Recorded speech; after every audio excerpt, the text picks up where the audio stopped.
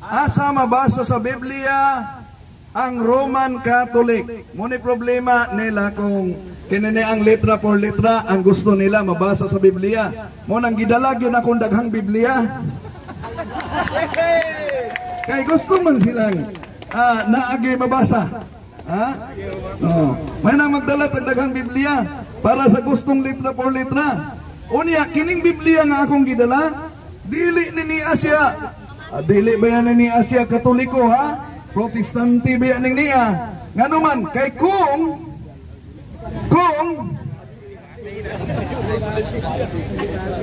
Baxter, napaisa. No. Kini nga Biblia, makuha niyo na online, ma-order na niyo ni, kay akusahan na punta nilang nag-tampered. Muna na nga, Biblias Protestante atong gamiton. Kay kung Biblias Protestante atong gamiton, dili na bias.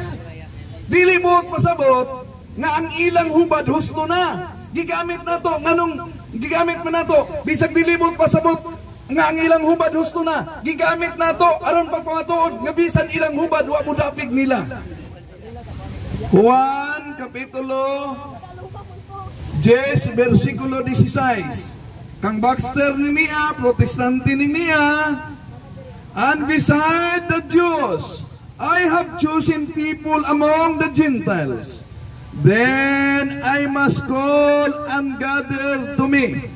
The Jews and Gentiles shall be one Catholic Church under me, their only universal head and shepherd. So, naa sa Protestant na.